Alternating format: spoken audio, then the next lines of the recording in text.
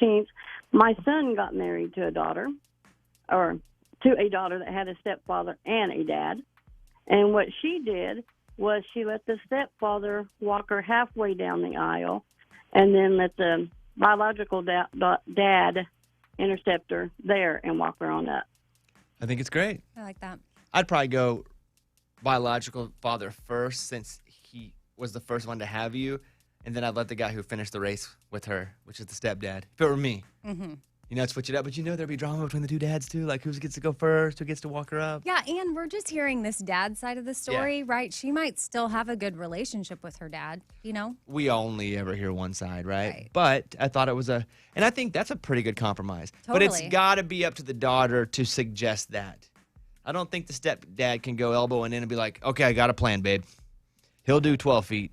I'll do 8. Then I'll run ahead and catch you back on the, But I think that's a pretty good compromise. Kay, thank you for sharing that. Was that wedding awkward or was it awesome? No, it was awesome. At first, they talked about one on each side, and my daughter-in-law, Megan, said, no, because that makes me feel like you guys are walking me to jail. No, I'm not doing that. That's funny. Well, thank you, Kay, for calling. Have a great day. You too. Thanks. All right, bye-bye. Christy in Kentucky, you're on the Bobby Bones Show. Hi, Christy. How are you? I'm good. How are you? Pretty good. What do you want to say? I heard Kay's comment, but I actually have a daughter that's going to be married, and her stepfather and her actual father are both going to be walking her down the aisle. And the reason being is because they have come to terms with a long time ago that, mine and his relationship didn't work out, but my current husband has stepped up, and they're in agreement that, they've both been a big part of her life, so they're just going to both walk her down the aisle, and when they're asked who gives this daughter away, and they're going to both say, I do. So. I wonder who races first to say I do. I do. Me.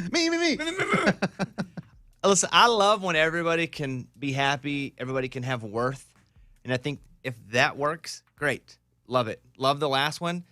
Heck, man, whatever makes the bride happy, that's what should happen on the wedding day, right, Yep. Amy? 100%. Yep. Like the parents have, their feelings need to be set aside. Like, I had a great idea for our wedding, but the bride wasn't happy, right? So Stanley, our bulldog, whom I love with all my heart, is going to walk down the aisle. And before we had Eller, it was only going to be Stanley. I think Eller's going to have a point in it now, too. But I fought hard for him, right? Let's let Stanley in the wedding. Our friend who's walking him down the aisle, I wanted him to have a suit that matched Stanley's coat, like his dog coat. Because Stanley's he's brown with white down the middle. And I was like... His real coat. Yeah, his fur. Okay. So his fur is brown with white down the middle. And I was like, what if Nick, who walks him down the aisle, has a brown suit with white down the middle? That's brilliant, Bones. And he looks exactly like Stanley. I love it. It's not brilliant. What? Yes, it is. I don't get it. And you know what? The bride wasn't that happy with that idea. So Yes, you you're want doing Nick it? to dress up like a dog, to walk your No, dog I wanted down Nick's the aisle. suit to look like Stanley's fur. Yeah, the bridesmaids all match. Why can't the dog and the dog walker? You should put Stanley in a little black coat and bow tie. Well, that was second. I'd put him in a tuxedo. Yeah. But I thought that it would be hilarious. And I'd also have Nick wearing a collar, the same the same color Stanley's would be. Mm-hmm. And I was told... And a leash? Is Nick going to be on a leash? Well, no one's going to be walking Nick. Amy, don't be crazy. Yeah, Amy, that's good. Stop it. But you know what? The bride didn't love that idea, so I kind of had to go, you know what? The bride ain't happy. Nobody's happy. Thank you for the call. Appreciate that. You guys can call us about something else. 877-77-Bobby. We can get to some more of those, but let's do the news first. Apparently, smartphones are ruining our kids' sports skills. Do you know why? No. Because they're spending more time on their phone than they are playing sports. Oh, well, that makes It's sense. as simple as could possibly be. Oh. So they're saying that kids aren't able to play sports as well as they used to just because they're not focusing enough on getting good at the sports they're playing. So, listen, I get it. I love my phone. I do. Sometimes I miss it. I don't have an itch for it. Like, if I don't think I have a thing like I just got to see it. But I'm just so connected to people and news and stories. I love my phone. Is people in air quotes? What do you mean? They're real people. You're connected to people? Oh, okay. Well, I didn't know Yeah, what like I the like people... to see what Jimmy Dykes had to say about the Arkansas Razorbacks basketball okay, team. Yeah, real people. Okay. Yeah, real Got it, people. Yeah. Yeah. But that's the deal. If your kids aren't as good at sports, Don't blame it on your genetics. Blame it on them being on the smartphone. Oh, yeah. too Now much. you have this article in your favor. Hey, Eddie, let me ask you, because your kids won their final basketball game. Yes. They went 1-9. Mm-hmm. Correct. Now they're going to baseball. Yep. Are they good at baseball? Yes, they're really good at baseball. And then my 7-year-old's team is legit. Like these guys, they're gonna go all the way. What does that mean all the way, though?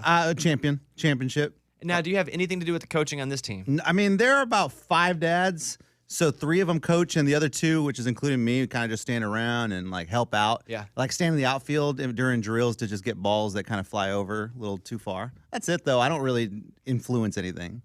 But you feel much better about this coaching staff than you did your basketball coaching Oh staff. yeah, these guys are legit. These dads, they know how to win. They're tough on the kids. Like I'm so excited for this season. That's fun that they just don't have to be on losing teams all the time. Yes. Yeah. All right, another story. Bobby's other Story. We're almost at the finish line with COVID. You can definitely see the finish line. We're not quite there, but you can definitely see it coming. More people, like 2.5 million people a day, are getting vaccinated, which the goal was just 1 million. And they've doubled that plus. And so now they're starting to go, okay, let us release the guidelines on if you are vaccinated or not, like who you can hang out with. Because let's go. Let's rip off all our... Yeah, I'm ready. I can't wait. Come on. So here you go. People who are fully vaccinated against COVID-19 may gather with other small groups and take your masks off and party it up. Wow. Listen, we were anyway, but now you can officially do it according to scientists. Can they give hugs? Hey, I will be. I don't even like hugs. I'm going to be hugging everybody. Yeah. Here's a clip. CDC recommends that fully vaccinated people can visit with other fully vaccinated people in small gatherings indoors without wearing masks or physical distancing. CDC recommends that fully vaccinated people can visit with unvaccinated people from one other household indoors without wearing masks or physical distancing, as long as the unvaccinated people and any unvaccinated members of their household are not at high risk for severe COVID-19 disease. About halfway through that, I got lost, but still, Yeah. it's if you're vaccinated and they're vaccinated, go to town. That's cool. And if you're vaccinated and they're not, supposedly you just have one group of non-vaccinated folks you can hang with. So you still have a circle, a bubble, but the bubble's getting bigger and the bubble's getting a little looser, which is how I like it. Well, the mask stuff going away is weird to me. Like, I think let's open stuff up, but let's all wear masks. Like, we should have a progression to starting to be normal again. But it's weird when they go, let's open it up and no masks all at Like once. all at the same time, Yeah, yeah. let's walk down the stairs. Let's not roll down the stairs. That's how you get hurt. But I'm ready. COVID no mo. Can't wait for Luke Combs' Ride, that song. He's working on it. Yeah. Finally, top 3 songs in country music. Number 3, Thomas Rhett. What's your country song? Everybody got a small town anthem. Everybody got a story to tell. Number 2, Parmalee and Blanco Brown, Just the Way. I love you just the way God made you, girl. He don't make mistakes. And number 1, Nico Moon, Good Time. We just trying to catch a good time. That jam, huh? It's So so good. good. That song makes me feel good. And that was one where I was like, I wonder if I like this song. But man, I love that song. Number 1 alternative song is Machine Gun Kelly, My Ex's Best Friend. I swear to God, I never fall in love. I never fall in love, but I can't get. And then the number 1 pop song, and my driver's license. Again. Still? License last. Just like we So always funny. talked about. All right, there you go. That's the news. Country Thank you, songs guys. change like every minute, and this song's Well, been number 1 for. Country songs pass out free gifts. Like sometimes, like Luke Combs was a victim of this. They held him at number 2. He hit number 1 for a couple weeks, and then he should have been the number 1 song for like the next 5 weeks. But they put him at number 2 and let other songs jump him so they could pass out free number 1s. So our format's bunk when it comes to being legit number 1s. So don't believe what I just said. Except for Nico Moon. That's all you jam. Yeah. I'm just trying to have a good time. Okay. Let's play. We all stopped there because we. All right. Because we don't know the rest of the words, But the but it song makes is us still feel a so jam. good. Parmalee, Blanco Brown, Just the Way.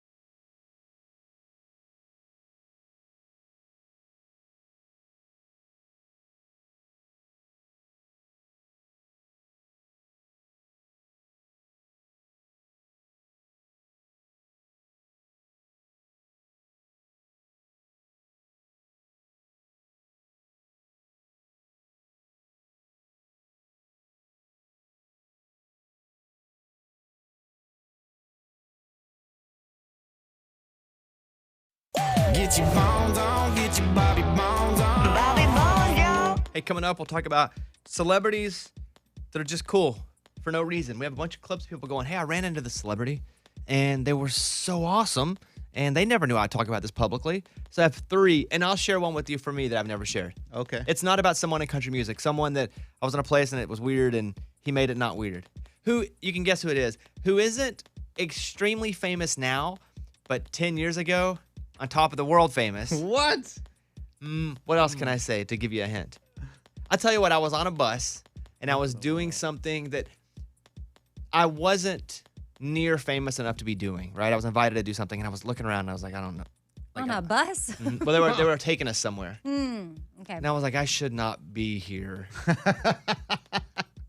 I can't think of And who you're talking about. someone who was famous, but 10 years ago, extremely famous, put his arm around me and was like, hey, I got you. And I'll tell you that story. It's a guy, Super famous 10 years ago. is on a show now. What? But you may not know that he's on this show unless you've watched it in the past few weeks. But when did you have this encounter? 4 years ago. Okay. 3 or 4 years ago. All right. All right. I'll give you one more hint. Reality-ish. Reality-ish. Okay? Oh. But also millions of dollars. What on earth? So it's not like somebody from The Bachelor, right? Think about that. There's all your hints. You guys want to? Do you want to guess now? Yeah. Who do you have? Joe Millionaire. He doesn't have money. That was the point of that show. Joe Millionaire didn't have any money. Oh, he didn't? No, that was You just shattered Lunchbox's. yeah. That was they said he did. This guy has a net worth, it says, of over $50 million. $50 $50 million. million. Oh. Nothing? Okay, we'll come back. Have your I got answers ready. nothing. We'll do it next.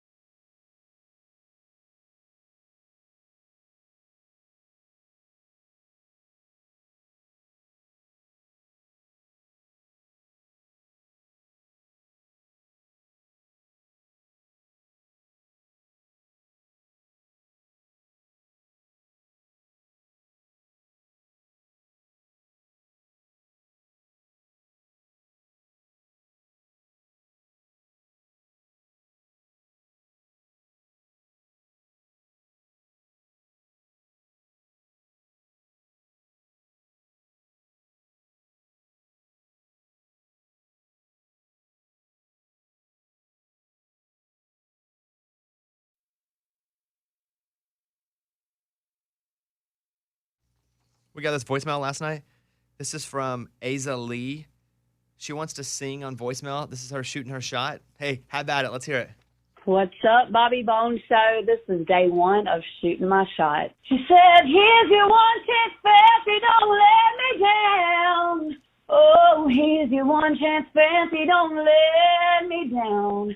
Oh, and forgive me for what I do. But if you want out, well, it's up to you. Now don't let me down, hon. Your mama's gonna move you uptown. Did she just hung up? And then she's like, all right, see ya. She just hung up straight. Bye. I need you to do Blink 182 for tomorrow. We'll see how that goes. I give her a whole range. And tell us where you're from, Aza Lee. All right, shoot your shot. Always shoot your shot. More people are coming forward about celebrities being cool. Let's play the first one here. A guy who worked at a high-end clothing store says Robert Downey Jr. came into a Christmas shop wearing an awesome jacket. Here you go.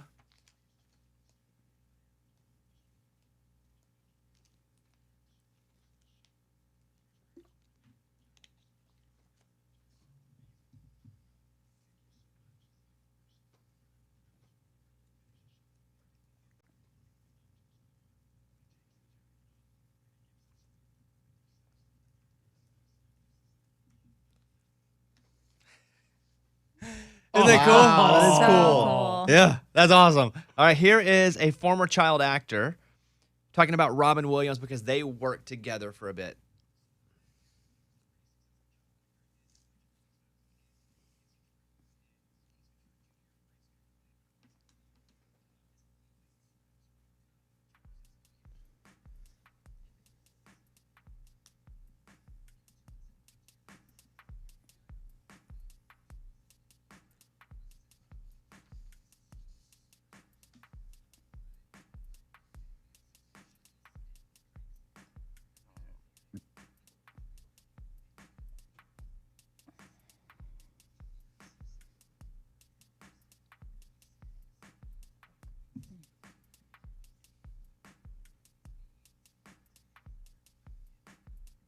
Pretty cool. Wow, that is cool. Here's one more. Here's a guy talking about Jimmy Fallon. I was lucky enough to be in hold the on. live studio This is a audience. girl talking about Jimmy Fallon. Thank you. I was lucky enough to be in the live studio audience of the Jimmy Fallon show, and during the commercial break, he came right up to me and my friends and had a whole conversation with us. We're all college kids and communications majors, so he just talked to us about that and gave us some genuine advice and how he kind of got to be where he is today. He seemed very genuine, and at a time when a lot of talk show hosts and late night hosts have rumors about them being really mean behind the scenes, it was really refreshing to have that experience with him. So there you have 3 people telling 3 random stories. Cool. Here's mine. I don't think I've told this on the show. Maybe I don't know. Maybe I have. Obviously not, or I think we would have guessed it. Well, a few years ago, I think 100 people must have said no to this job. And maybe 2 because I just started working on American Idol, and they were trying to get me on things to promote American Idol. But they said, hey, come host Miss America. Or not host, sorry. Judge Miss America. Right. And I was like, okay, cool. And so I fly up to New Jersey, Atlantic City, which I'd never been before. And I'm going into the hotel, and it's famous people everywhere that are there's like 10 famous people, and I'm the only one that's not famous. And I'm like, dang, there aren't any other F-list people like myself. And I'm like, man, and it's hard to go talk. Everybody has their little cruise with them, and I didn't have a group of people with me. And so we get on this bus. They say, hey, everyone go down, get on the bus. We're gonna take you across town. We'll go to this place and learn how to actually judge the competition. And so we go and we get on the bus. And it was like Forrest Gump. I'm walking down. Everybody's got their people sitting with them. Oh, seats taken. Can't sit here. Seats taken. Can't. So I keep walking down the bus. Finally, there's a seat in the very 2 seats from the back, and I sit there by myself, and I'm just looking around oh, it's gonna be a long weekend because I don't know anybody. And so and it's about a 25-minute bus ride. Do you guys want to guess who it is? Did you come up with a guess? Yeah, I guess, but pretty far from it though. Who'd you think? Carrot Top. I don't know why I guess Carrot Top, but is it him? No. Okay. Who'd you guess? Mario Lopez now. They say Miss America. okay. So, but I don't know if he's still on Shark Tank. Is it Mark Cuban? He is still on Shark Tank, but it's not Mark Cuban. Okay, Mark Cuban's worth $1 billion. Yeah, not millions. So I'm sitting, never mind. and again, awkwardly by myself, and this guy comes I see him walking back, and he's got a good amount of jewelry on, so you can tell that he's the famous one. Sure. And everybody looks a little different in real life when you meet a celebrity, especially someone that was famous, really famous 8, 9, 10 years ago. And he sits down beside me and goes, "Yo, dog." Randy Oh, Jackson. Randy Jackson. He goes, "Yo, dog, do you not know anybody here?" I was like, "No, man, I don't know anybody." He goes, "You know me now. I'm your friend." So we sit on the bus for like 15 minutes. Talk. He gives me, I think I still have a cell phone number, gives me a cell phone number. We drive all the way across town. I'm like the new kid at school. That's what it feels like. He sits beside me as we're learning how to judge this competition. He talks to me for the whole next day as like my buddy partner. We leave. He's like, "Yo, dog, whenever you need anything, hit me up." And I was just like, what just happened? He had no reason to be nice to me, right? He didn't get anything from it. There was no gain. Right. There was no relationship for him that was like a positive. He just saw me sitting by myself near the back of the bus. Wow. And was like, "Hey," he's like, "Yo, dog, you need a friend?" And I was like, "Yeah, please." But there you go. There's Love my it. story about a celebrity That's being cool. cool. He's worth over $50 million. Dude, I saw And the him show recently- he's on now is Name That Tune. He plays the right. piano and talks with the contestants. What were you going to say? Did he lose a lot of weight recently? I thought I saw a video like just a couple weeks ago where he lost a lot of weight. He lost a lot of weight when I saw him 3 or 4 years ago. I'm not sure, when the weight loss happened, but he was awesome. That's cool. And our number, if you guys want to call us, you can either give us a great celebrity story live, because we're on the air for a bit, or you can leave a voicemail. If you ever met a celebrity and they were randomly really nice, 877-70.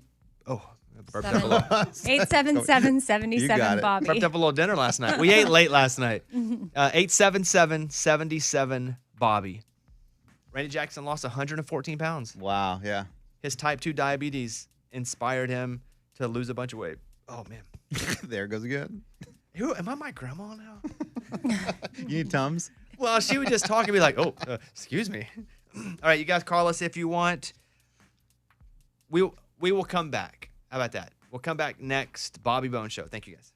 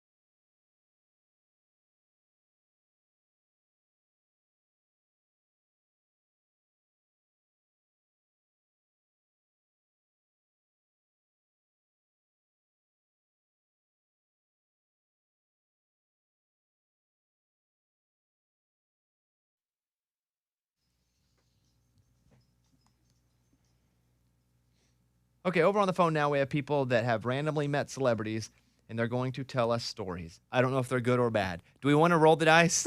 Yeah, just roll it.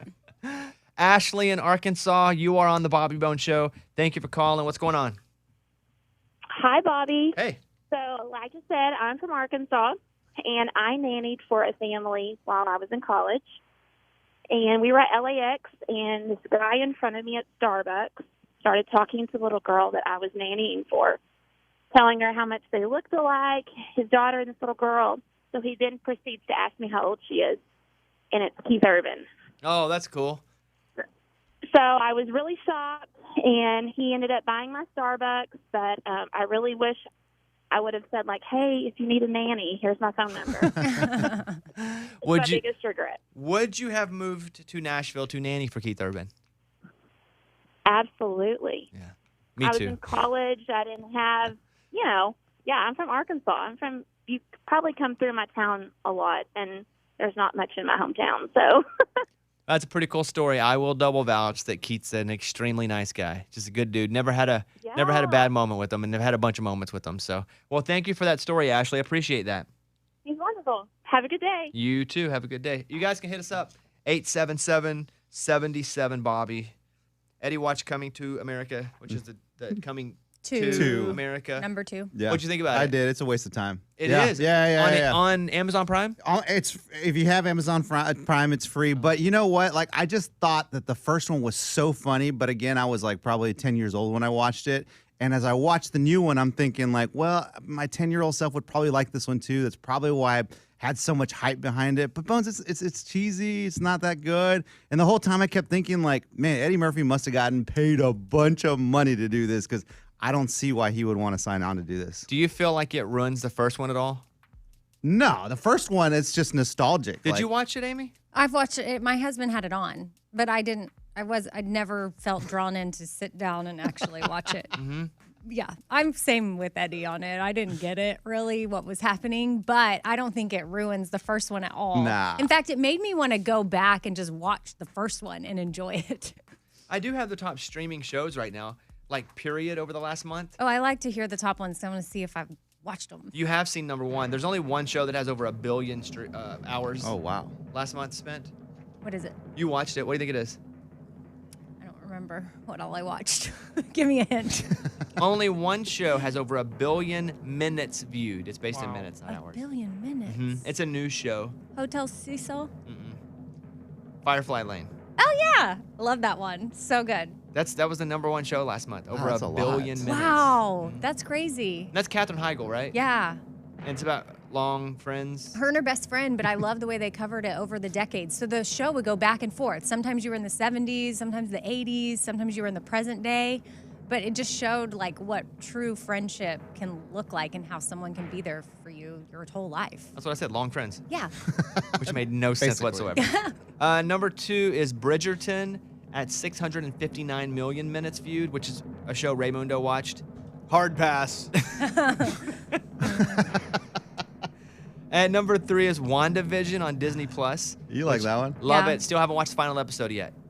We've been trying to catch up on a lot of other things, but WandaVision, I think we're going to watch that tonight. Love WandaVision. The Crown at 4. Good. Longmire at 5. I don't even know what that is. I've seen the cover, but never watched it. Should we watch it, guys? Because so many people talk about Longmire? it. I don't know what it is. It's like a Western, I think. Yeah, I'm good. Or maybe it's like a sheriff. It is. It's kind of a Western show. Yeah. You know what? It's got 88% of Rotten Tomatoes. Huh. Yeah. It's an American modern Western crime drama that premiered on June 3rd, 2012 on A&E Network. Oh. So I wonder if they just brought it over to Netflix. Cobra Kai's at 6. You like that one? Yeah, I'm on season 3 right now. It's extremely cheesy, but it's pretty good. Great British Baking Show, Go Dog Go, Fate, The Winx Saga, and Blown Away are the top 10 Dang. shows there. Okay. The weird thing about The Office now, I still watch it every night, but I watch it on Peacock, is that Peacock doesn't shut off automatically. And I forget how much I liked Netflix shutting off automatically. Because The Office just runs all night now. And then I wake up and I'm 7 episodes later. And I don't like that. Netflix, it'd go about 3 and be like, are you still there? And I wasn't, and it would shut down. But Peacock has the new Punky Brewster show. What? There's a new one? That's what I said. She's an adult now. Really? Yeah. So we haven't watched any of it, but if you're, born in the 80s like I was, you probably remember Punky Brewster Punky. from being a kid. Let's go over and talk to Rose in Delaware, who's on the phone. Hey, Rose, you're on the Bobby Bone Show. Good morning, Bobby. Oh, hey, good morning. How are you? Just wanted to tell you a story when I met Rod Stewart Okay. in probably 1977, 1980, and he kicked out soccer balls. I caught one. Some drunk took it from me, threw me over the railing. Security guard came, gave me the ball back. Rod Stewart saw it, came over to me, brought the whole band over, signed my ball, and the whole band, and I still have it today. Oh, dang, that's It cool. was wonderful. How did you have that Yep, song so- ready to go, Ray? I'll be like, Ray, can you give me some Darius? And he's like, man, we don't have a clip of it anywhere. We And got all of a Rod sudden, he's got a Stewart. Forever Young by Rod Stewart ready to go. Not bad, right? Hey, thank you for that call. That's pretty cool. Let's go over and talk to Welcome. Rob in Austin, Texas. Hey, Rob, you're on the Bobby Bone Show. What celebrity did you meet? Hey, good morning, studio. Morning. Well, probably the most memorable is I've done a lot of extra and double work on sets, and the most memorable was I'm sitting down having lunch, and all of a sudden from behind me I hear a voice, "Are the victuals good, son?" And I look up, and it's Clint Eastwood. Oh, that's cool. And I said, "Yes, sir, they are." He said, "You mind if I sit down? We'll have lunch together." So I sit and had lunch with him, and it was a great experience. Got pictures with the guy. He's probably the nicest man, him and Patrick Swayze, I ever met in Hollywood. Wow. Dang. But I loved it. That's pretty cool that you had lunch with Clint Eastwood, and he wondered about the Vittles. Yeah, yeah. He's quite the guy. He's a really cool dude, and I had a nice time with him. I appreciate that call, Rob. Hope you have a great day. Hey, you too, buddy. Take All right, care. see you Thanks. later. Bye. Hit us up if you want, 877-77-BOBBY. Another nice guy here. Darius, here's Beers and Sunshine, Bobby Bone Show.